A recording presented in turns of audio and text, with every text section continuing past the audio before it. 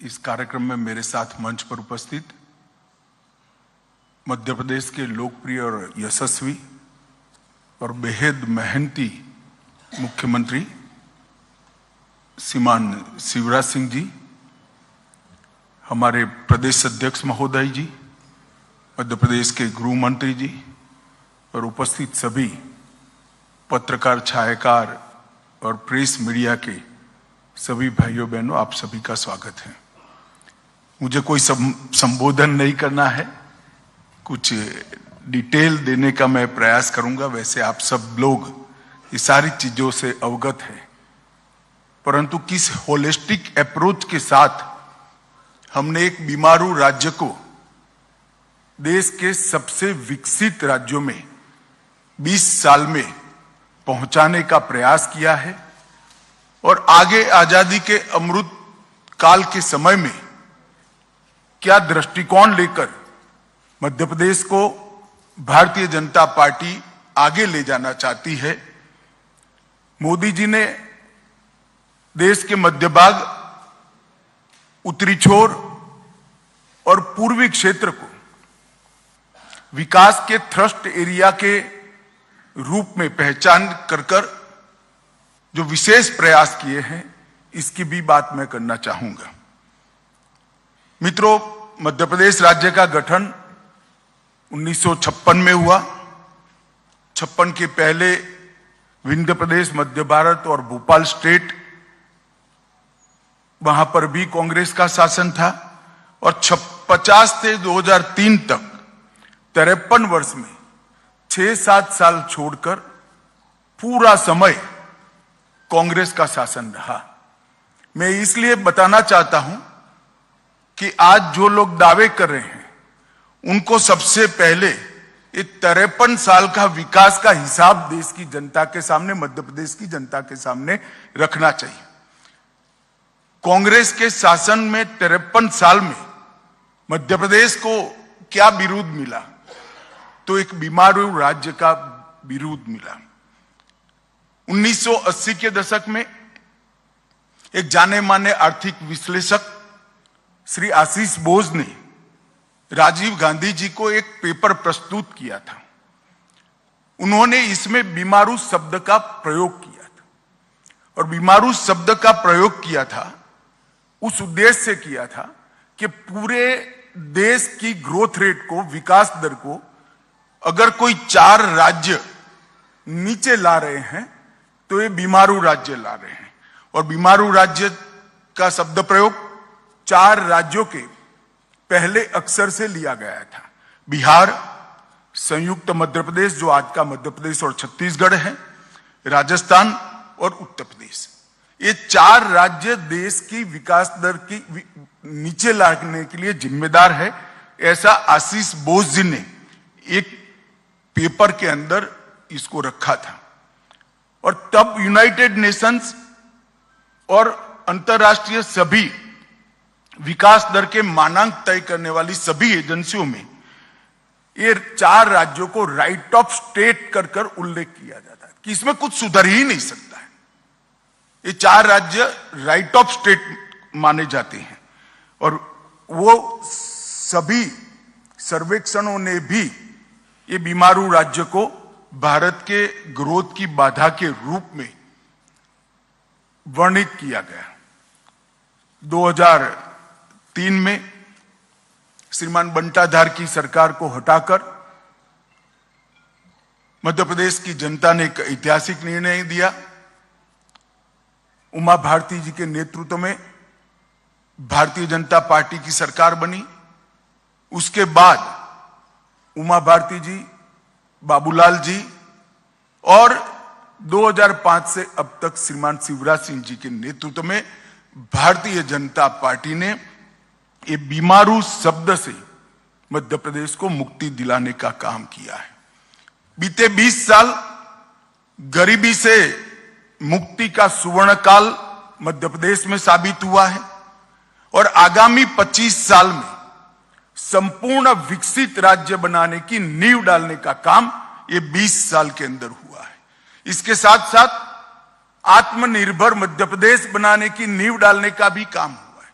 चाहे स्वास्थ्य का क्षेत्र हो, औद्योगिक विकास हो, इरिगेशन का रकबा हो, कृषि विकास हो, युवाओं के लिए पढ़ाई लिखाई के सभी आयाम मध्य प्रदेश में ही उपलब्ध करने हो, अपनी स्वभाषा में मेडिकल और इंजीनियरिंग की पढ़ाई लिखाई करनी हो, हर दृष्टि से एक आत्मनिर्भर मध्य प्रदेश बनाने का, एक नींव डालने का काम ये 20 साल में हुआ है। और मैं मध्य प्रदेश की 9 करोड़ की जनता को भरोसा दिलाने आया हूं कि आने वाले अमृत काल का समय मध्य प्रदेश को देश के सबसे विकसित राज्यों की श्रेणी में रखने के लिए और संपूर्ण आत्मनिर्भर राज्य बनाने की दिशा में हम काम करेंगे।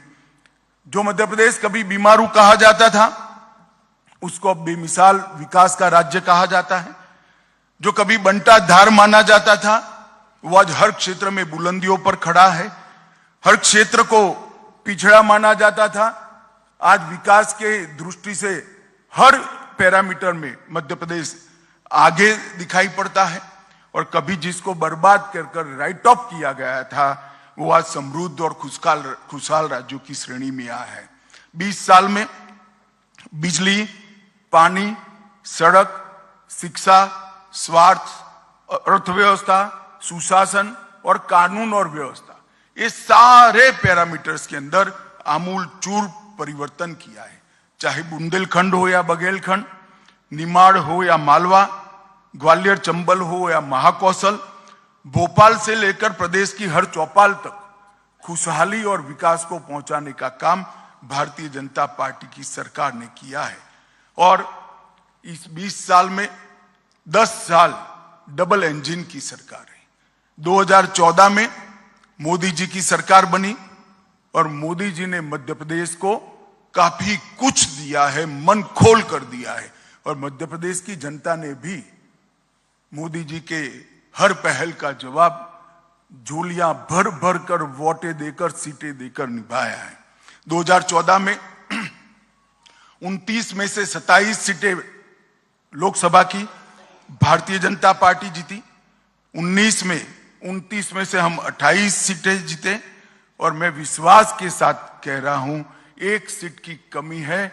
2024 में भी वो 1 सीट की कमी भी मध्य प्रदेश की जनता हम पर कृपा कर पूरी कर देगी, इसका मुझे विश्वास है।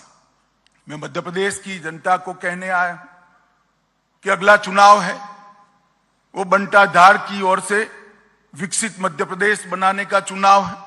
बीमारू की ओर से सर्वोच्च स्थान पर बैठे हुए मध्य प्रदेश को बनाने का चुनाव है। और आगामी चुनाव गरीबी से संपूर्ण मुक्ति का चुनाव है।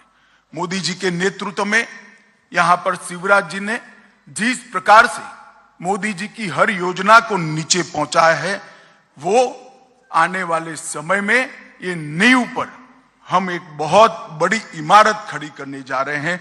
इसलिए मध्य प्रदेश की 9 करोड़ की जनता की आशीर्वाद की हम कामना करते हैं। मोदी जी के समय में 60 करोड़ से ज्यादा गरीबों का, भारतीयों का जीवन स्तर उठाने का काम हुआ है। 14 करोड़ लोग यानी 10 करोड़ भारतीय गरीबी रेखा से ऊपर आ चुके हैं। और आजादी के बाद ऐसा समय कभी नहीं आया कि एक 10 साल के समय में 10% लोग, आबादी के 10%, गरीबों के नहीं कहता, गरीबों की गिनेंगे तो 15%, 10% लोग गरीबी रेखा के ऊपर आए हैं। और इसीलिए मोदी जी को गरीब कल्याण का पुरोधा मानते हैं गरीब। और इसका मैक्सिमम फायदा जो 2-3 राज्यों को मिला है, उसमें से एक हमारा 9 करोड़ की आबादी वाला मध्य प्रदेश है। और उन्होंने हर क्षेत्र में प्रगति की है। मध्य प्रदेश सरकार ने शिवराज जी के नेतृत्व में, हमारे अगले 2 मुख्यमंत्रियों के नेतृत्व में, मगर बड़ा कालखंड शिवराज जी का है, शिवराज जी के नेतृत्व में ढेर सारे परिवर्तन किए थे। और मैं मानता हूं और मैं चाहता हूं कि दाएं बाएं भड़काए बगैर श्रीमान बंटाधार और कमलनाथ जी इन चीजों का स्पेसिफिक जवाब दें कि 2002 में आपने बजट का कुल आकार 23,100 करोड़ पर छोड़ा था, हमने इसको 3,14,000 करोड़ पर पहुंचाया है और ये वृद्धि का दर समग्र देश में दूसरे नंबर पर है। इसका जवाब कांग्रेसियों ने देना चाहिए। प्रदेश का शिक्षा का बजट 2,456 करोड़ से 38,000 करोड़ पर पहुंचा है। जिस प्रदेश की सरकार बजट में शिक्षा पर उचित भार न रखे वो नए प्रदेश का निर्माण, विकसित प्रदेश का निर्माण नहीं कर सकती। भारतीय जनता पार्टी की सरकारों ने इस चीज को पहचान कर इसको अमल में लाए हैं। स्वास्थ्य का बजट लगभग 580 करोड़ था, आज 16,000 करोड़ पर स्वास्थ्य का बजट करा है और मोदी जी की प्रधानमंत्री आयुष्मान भारत योजना इसके अंदर नहीं है। सर्व शिक्षा अभियान का बजट जो प्राथमिक शिक्षा को इंगित करता है 844 करोड़ से 7,000 करोड़, लगभग 6650 करोड़ और मध्याह्न भोजन को गिन ले तो 7,000 करोड़ को क्रॉस किया है। SC, ST और OBC का बजट बंटाधार जब छोड़कर गए तब केवल और केवल 1,056 करोड़ था और मैं चाहूंगा कि श्रीमान बंटाधार और कमलनाथ जी इसका जवाब दें। SC, ST और OBC मिलकर बहुत बड़ी जनसंख्या मध्य प्रदेश की आबादी की होती है। आप सिर्फ 1,056 करोड़ खर्च करते थे। भारतीय जनता पार्टी की सरकारों ने 1,056 करोड़ से बढ़ाकर 64,390 करोड़ तक इसको पहुंचाया है। प्रति व्यक्ति आय जो राज्य के सर्वांगीण विकास के लिए द्योतक होती है, आप 11,700 रुपया छोड़कर गए थे।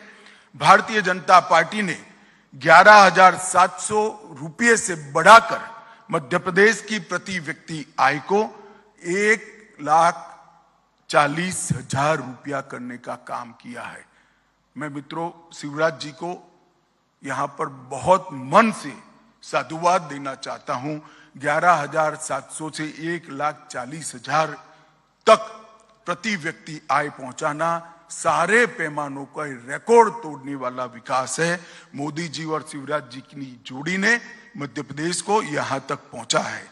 MSME जो रोजगारी के लिए महत्वपूर्ण है, सालाना रजिस्ट्रेशन उस वक्त 4,297 उद्योगों का होता था और अब 3,61,545 उद्योगों का रजिस्ट्रेशन होता है। सड़क निर्माण, पहले तो सड़क जो निर्मित हुई थी वो भी सड़क में गड्ढा था या गड्ढे में सड़क थी मालूम नहीं पड़ता। मैं कई बार दाहोद के रास्ते से महाकाल के दर्शन करने आया था, गहरी नींद में दाहोद तक सोते थे।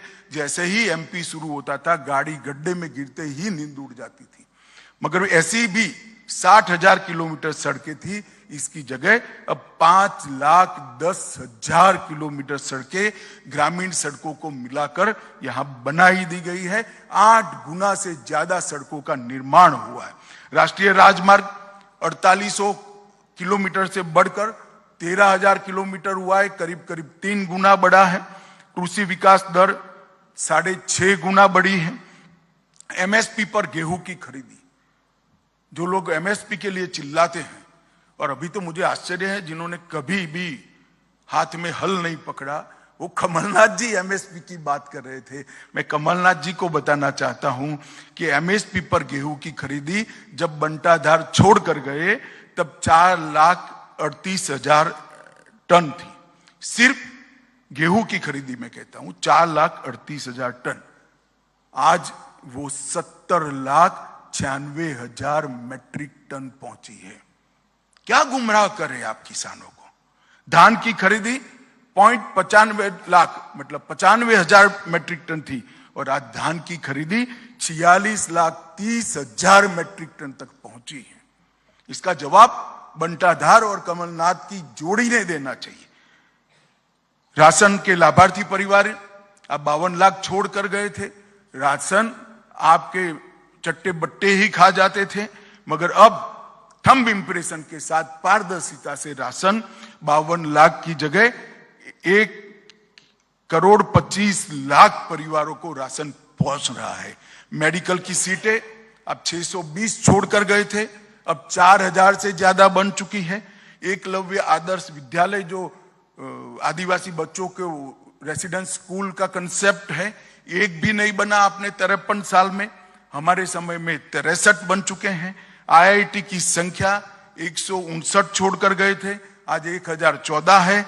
और पर्यटकों की संख्या, क्योंकि रोड भी अच्छे हुए, पर्यटन स्थानों का भी विकास हुआ है, 64 लाख तक थी, अब ये 9 करोड़ को क्रॉस कर गई है।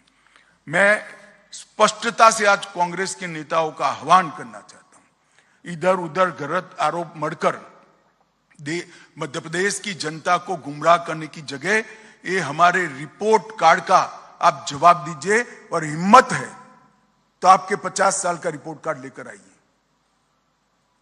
भारतीय जनता पार्टी ने सार्वजनिक जीवन में एक परंपरा खड़ी करी है। हमने राजनीति के अंदर जवाबदेही की परंपरा तय की। जहां जहां हमारी सरकार है, 5 साल के बाद चुनाव में जाते हैं तो हमने क्या करा है इसका हिसाब लेकर जाते हैं। तो मध्य प्रदेश सरकार ने तो ठीक किया ही। कांग्रेस के लोगों को मैं पूछना चाहता हूं कि आपने मध्य प्रदेश को कितना अन्याय किया, इसका भी हिसाब दीजिए। मध्य प्रदेश में सालों तक ऊपर भी कांग्रेस की सरकारें रही, नीचे भी कांग्रेस की सरकार रही, क्या दिया मध्य प्रदेश को? आंकड़े देकर 9 करोड़ की जनता के सामने आइए। आप नहीं आएंगे मुझे मालूम है, इसलिए मैं आंकड़े देना चाहता हूं। मित्रों, 2004 से 14 में बहुत पीछे नहीं जाना चाहता। जब सोनिया मनमोहन सरकार थी, 10 साल मध्य प्रदेश में उनकी सरकार चली, मध्य प्रदेश को 1,98,000 करोड़ रुपया दिया, सिर्फ 1,98,000 करोड़ रुपया 10 साल में। और मोदी जी की सरकार 9 साल 2014 से 23 का 8,33,000 करोड़ रुपया मोदी जी ने देने का काम मध्य प्रदेश को दिया है। और मैं तो ये डेवोल्यूशन फंड और ग्रांट इन एड की ही बात करता हूं। विकास की अनेक परियोजनाएं जो आई हैं, जो और लाखों करोड़ का हिसाब है, हर गरीब के घर में लाभ पहुंचे हैं, जिसका हिसाब भी लाखों करोड़ का होने जा रहे हैं, इसकी बात नहीं करता। मैं डिवोल्यूशन फंड और ग्रांट इन एड की ही बात कर रहा हूं। और मेरा फिर से एक बार आग्रह है, और पत्रकार मित्रों से भी आग्रह है, हमसे जो नाराजगी हो, मगर एक सवाल तो बंटाधार और कमलनाथ को पूछने का बनता है कि भाई इसका रिपोर्ट कार्ड जरा आप पेश करिए, आपका हिसाब पेश करिए। मित्रों, किसान सम्मान निधि 91 लाख किसानों को फायदा मिलता है, 19,000 करोड़ का फायदा अब तक पहुंच चुका है। ये मोदी जी ने जो सारी योजनाएं बनाई हैं, नीचे तक डबल इंजन की सरकार ने पहुंचाई। और मोदी जी ने भी योजनाएं बनाने में भी कमी नहीं छोड़ी, और योजनाओं के ऊपर किसी भी प्रकार की कटौती नहीं रखी, लक्ष्यांक नहीं रखा है। संपूर्ण सैचुरेशन ही मोदी सरकार का लक्ष्यांक है। पहले क्या आता था? टुकड़े टुकड़ों में विकास होता था। भाई 25,000 शौचालय बनाने हैं, अब आता है कि हर घर में शौचालय होना चाहिए। 10,000 घरों में बिजली पहुंचानी है, अब मोदी जी कहते हैं हर घर में बिजली होनी चाहिए। हर गरीब को घर मिलना चाहिए, हर गरीब के घर में पीने का पानी मिलना चाहिए, हर गरीब के घर में गैस का सिलेंडर पहुंचना चाहिए। संपूर्ण सैचुरेशन की दिशा में गरीब कल्याण का कंसेप्ट स्वतंत्र भारत में अगर किसी ने किया है तो हमारे प्रधानमंत्री नरेंद्र मोदी जी ने किया है। और इसीलिए मोदी जी को बार बार जनादेश प्राप्त होता है। फसल बीमा 25,000 करोड़ का फायदा मिला है। जल जीवन मिशन 1.2 करोड़ घर और 60 लाख कनेक्शन अब तक पहुंच चुके हैं। आयुष्मान भारत योजना लगभग 3.6 करोड़ लाभार्थी हैं, इसमें से 30 लाख लाभार्थियों ने अपने ऑपरेशन करा चुके हैं। लगभग 80 लाख शौचालयों का निर्माण पूरा हो चुका है।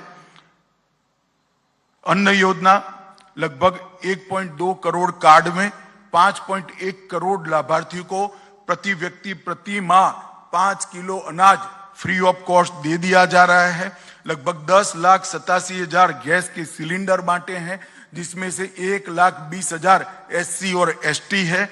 प्रधानमंत्री आवास योजना 42 लाख लोगों को घर दिया गया है।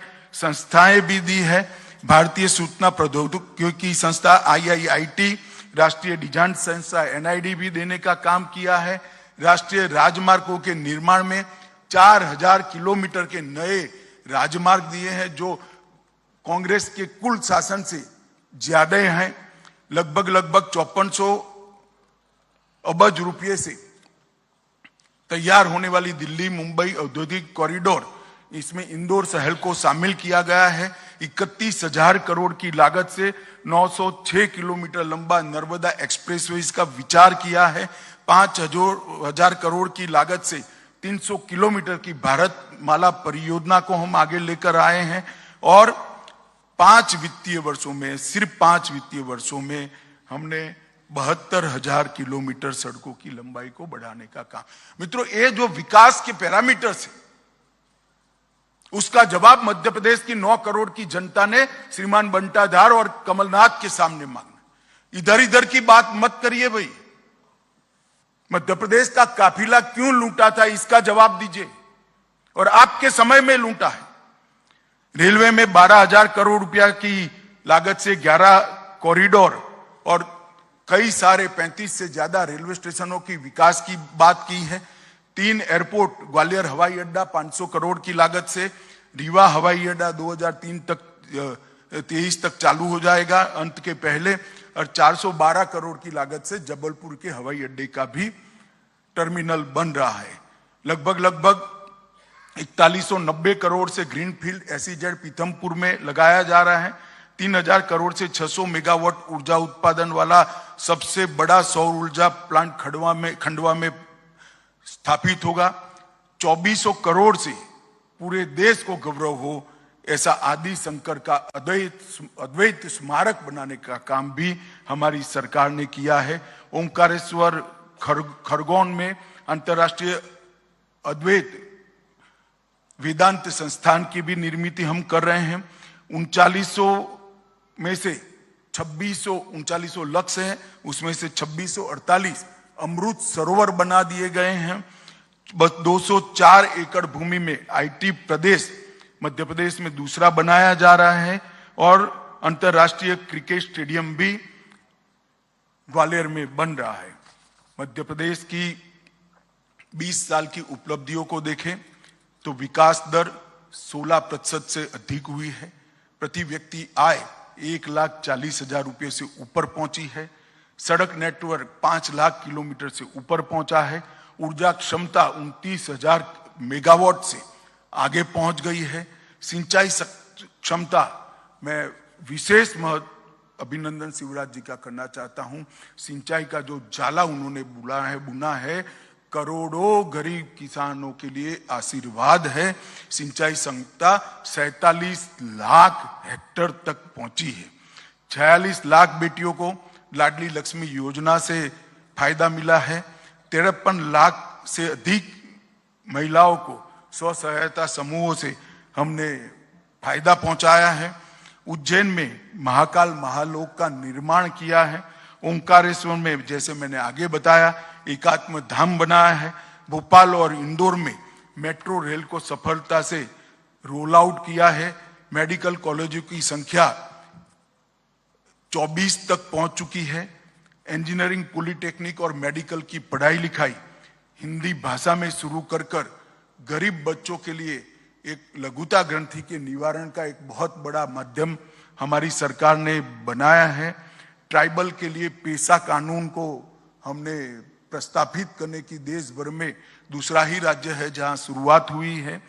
गरीबों ट्राइबल्स के सम्मान के लिए हमने स्वतंत्रता संग्राम संग्रहालय से लेके कई बड़े बड़े स्थानों पर हमारे प्रातस्मरणीय ट्राइबल नेताओं के नामों को जोड़ा है और आज देश में सबसे बड़े फेवरेट इन्वेस्टमेंट डेस्टिनेशन के रूप में मध्य प्रदेश चिन्हित हो चुका है। मित्रों, बीच में 15 महीने कांग्रेस की सरकार भी रही। एक प्रकार से मध्य प्रदेश की 9 करोड़ की जनता के लिए एक 15 महीने का कांग्रेस का शासन तुलनात्मक अभ्यास के लिए, कंपैरेटिव स्टडी के लिए उपलब्ध है। क्या किया इन्होंने 15 महीने? और मैं फिर से कहता हूं, श्रीमान बंटाधार और कमलनाथ ने इधर उधर की बात करे बगैर इसका जवाब देना चाहिए। आपने मोदी जी और शिवराज जी ने जो गरीब कल्याण की योजनाएं चालू की थी, सब योजनाओं को या तो बंद कर दिया या इसका पोषण करना बंद कर उसको लंगड़ी कर दी। गरीब कल्याण की पूरी हमारी मूवमेंट को कांग्रेस ने लंगड़ा करने का काम किया, अपाहिज करने का काम किया। और ये कमलनाथ जी की सरकार को सोशल मीडिया वाले करप्शन नाथ की सरकार कहने लगी। इस प्रकार का काम हुआ। इस्तीफे की 15 मिनट पहले कभी कोई मुख्यमंत्री साइन नहीं करता। 63,000 करोड़ के मोबाइल का घोटाले के आरोप पर साइन हुआ। 350 करोड़ का मोजरबेर घोटाला हुआ। 24 करोड़ का अगस्ता वेस्टलैंड घोटाले से वो जुड़े हुए हैं। 600 करोड़ के इफ्को घोटाले के से जुड़े हुए हैं। 25,000 करोड़ के कर्ज माफी में भी ढेर सारे भर में आमूल चूर परिवर्तन हुआ है। देश की अर्थव्यवस्था 11वें नंबर पर थी, अब 5वें नंबर पर पहुंच चुकी है। लगभग 14 करोड़ लोग गरीबी की रेखा से ऊपर उठकर आ गए हैं। क्लाइमेट चेंज के क्षेत्र में आज भारत विश्व का नेतृत्व कर रहा है। जीरो टॉलरेंस टुवर्ड्स टेररिज्म के क्षेत्र में भी भारत विश्व का नेतृत्व कर रहा है और ग्लोबल नैरेटिव सेट कर रहा है। G20 भारत की संस्कृति, भारत के विकास और भारत के भविष्य को दुनिया भर में पहुंचाने वाला एक बड़ा जरिया बना है। पहली G20 समिट है। कांग्रेस के कई नेता कहते कि कई देशों में G20 समिट हुई, मगर ये पहली समिट है जिसमें सभी प्रदेशों को मौका मिला है। कांग्रेस के प्रदेश हैं, शासित प्रदेश है, उनको भी मिला है और 59 स्थानों पर विश्व भर के नेताओं को पहुंचाने का काम किया है। हमारी विविधता वाली संस्कृति, कई भाषाएं, हमारी भूषाएं, हमारे व्यंजन और हमारी विकास की गाथा का सबसे बड़ा संदेश अगर किसी एक घटना से गाया है तो G20 से गाया है। और 14 देशों ने ये 9 सालों में 14 देशों में जो विश्व का रिकॉर्ड है, किसी भी नेता को, किसी भी राष्ट्राध्यक्ष का सम्मान दुनिया के 14 देशों ने अपने सर्वोच्च सम्मान से नहीं किया है। हम सब के लिए गर्व की बात है, नरेंद्र मोदी जी को 14 देशों ने अपने सर्वोच्च सम्मान से सम्मानित किया है। ये 14 देशों ने जो सम्मान किया है वो नरेंद्र मोदी जी या भारतीय जनता पार्टी का सम्मान नहीं है। ये नरेंद्र मोदी व्यक्ति का सम्मान नहीं है। ये 14 देशों ने जो सर्वोच्च सम्मान दिया है वे भारत की विकास की गाथा को दिया है। भारत की 140 करोड़ की जनता का सम्मान विश्व के 14 करोड़ देशों ने दिया है। आजादी के बाद ऐसे 10 साल शायद ही आए होंगे और मोदी जी ने एक संकल्प लिया है, जल्द ही हम विश्व में तीसरी अर्थव्यवस्था बनकर उभरेंगे। 5 ट्रिलियन अमेरिकी डॉलर की अर्थव्यवस्था हम बनेंगे। 2047 तक संपूर्ण आत्मनिर्भर और विकसित राष्ट्र भी बनेंगे और नए भारत का निर्माण भी करेंगे। और कांग्रेस ने इतने सालों में क्या किया, मैं कुछ घोटाले आपको जरूर बताना चाहता हूं। श्रीमान बंटाधार ने इसका जवाब देना चाहिए, कमलनाथ ने इसका जवाब देना चाहिए। जब जब आपको शासन मिला, घोटाले के अलावे आपने कुछ नहीं किया।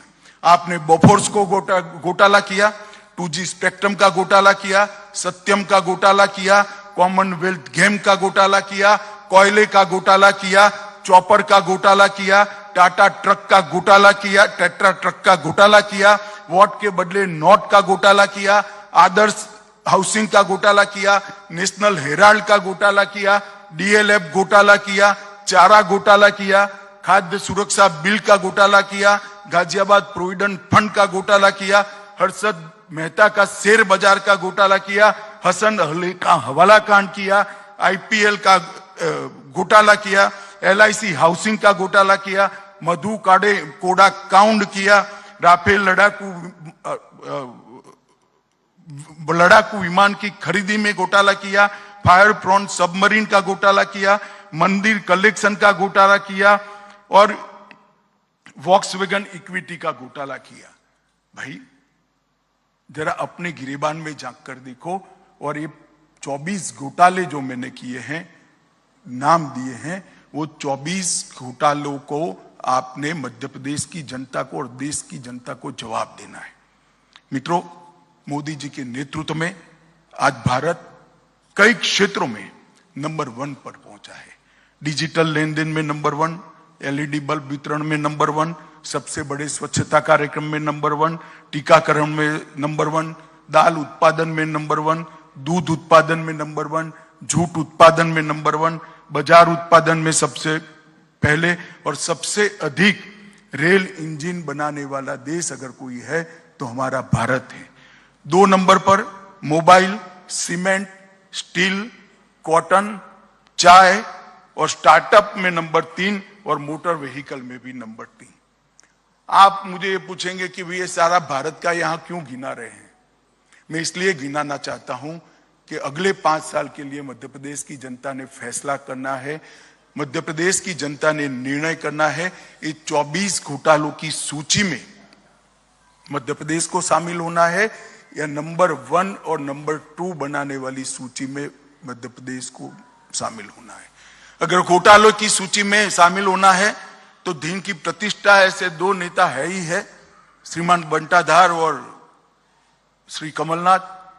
और भारत को विकसित बनाने की सूची में अगर शामिल होना है, नंबर 1 और 2 की सूची में शामिल होना है, तो मोदी जी के नेतृत्व में यहां पर भारतीय जनता पार्टी की सरकार बनानी पड़ेगी। और 20 साल से गरीब कल्याण का जो हमने यज्ञ शुरू किया है उसको और गति देने की पड़ेगी। आप सबके माध्यम से मैं 9 करोड़ की मध्य प्रदेश की आबादी से, जनता जनार्दन से आशीर्वाद की अपेक्षा करता हूं। आपने हमेशा श्रीमान कुशाभाऊ के समय से हमें हमेशा आशीर्वाद दिया है। मध्य प्रदेश भारतीय जनता पार्टी के सबसे मजबूत संगठनों में से एक संगठन वाला प्रदेश है। यहां पर गांव तक, कस्बे तक हमारा संगठन फैला हुआ है, बूथ तक, बूथ के मतदाता सूची के पन्ने तक हमारा संगठन फैला हुआ है। ये भी आपके आशीर्वाद के बगैर, जनता के आशीर्वाद के बगैर संभव नहीं है। आज मैं एक सदस्यता अभियान भी लॉन्च करने वाला हूं ग्वालियर में। इस प्रेस वार्ता के माध्यम से मैं मध्य प्रदेश की जनता को कहना चाहता हूं कि आप सभी इस सदस्यता अभियान से जुड़िए, गरीब कल्याण की यात्रा से जुड़िए, मध्य प्रदेश को विकसित मध्य प्रदेश बनाने की यात्रा से जुड़िए और मध्य प्रदेश को आत्मनिर्भर मध्य प्रदेश बनाने की यात्रा में जुड़िए और मोदी जी की महान भारत की रचना की यात्रा में आप जुड़िए। यही मेरी मध्य प्रदेश की जनता से अभ्यर्थना है। धन्यवाद। धन्यवाद माननीय गृह मंत्री जी। अब संक्षिप्त एक प्रश्नों का एक सत्र है। मैं सभी मूर्धन्य और महनीय बंधुओं से आग्रह करूंगा कि सबसे पहले अपना नाम और अपने संस्थान का नाम